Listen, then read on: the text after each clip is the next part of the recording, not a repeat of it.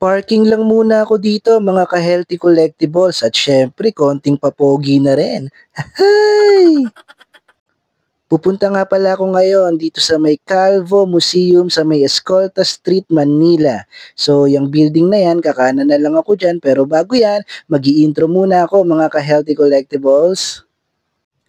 Welcome sa Healthy Collectibles TV. Tara, samahan nyo ko pumunta sa mga mall event, bumisita sa mga antique and collectible shop at gumala kung saan may collectible items. Pero bago yan, mag-subscribe ka na at pindutin mo na yung notification bell para lagi kang updated sa mga video ko. Start na! Nandito na nga ako mga ka-healthy collectibles sa lobby ng Calvo Museum.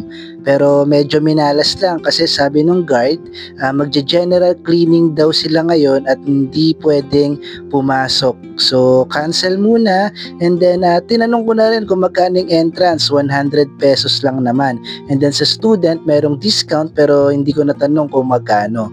And then tinanong ko rin kung kailangan ba may appointment bago pumunta doon. Sabi naman nung guard, okay lang kahit walk-in. So, next week, babalik ako dito. So, hindi ako nakapasok sa loob. Kaya, saglit na lang muna ako dun sa may Carmen Plana sa may Burautan. So, music muna mga ka-healthy collectibles.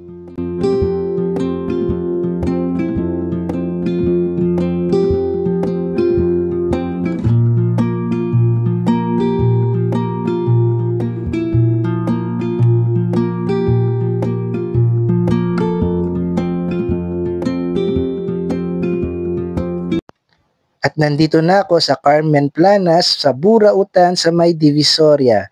So, ito yung landmark nila, PhilTrust Bank, para malaman mo na nandito ka na sa may Carmen Planas. So, samahan nyo na ako mga ka-healthy collectibles, ikot na tayo.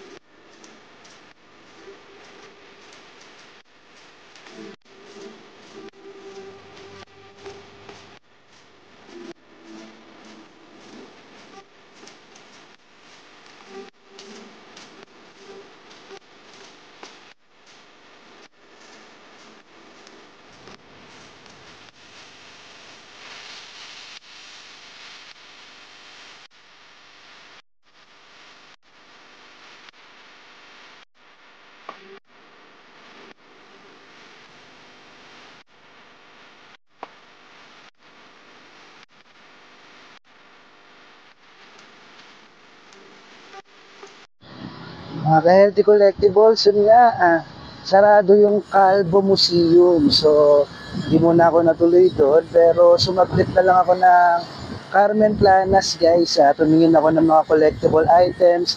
Dahil yung video nga natin, alam nyo na, para ang goal nito, mapakita yung mga iba't ibang klase ng collectibles.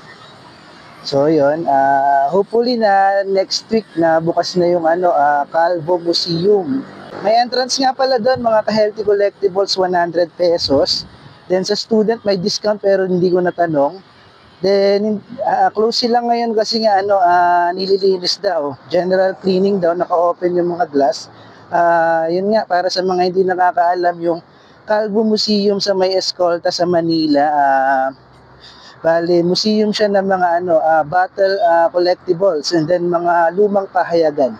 So, balik na lang ako next week. Next week. Yun lang mga ka-healthy collectibles. At ito naman yung mga na-pick ko ngayon sa Carmen Planas. Meron ditong dalawang toys. Ito nga yung isa. Yung dalawang bote sa likod guys, yung Pop Cola and then yung Coca-Cola. Ito Japanese toy. Yan. So, yun lang mga ka-healthy collectibles. Kahit papano, nakakuha tayo ng mga collectible items.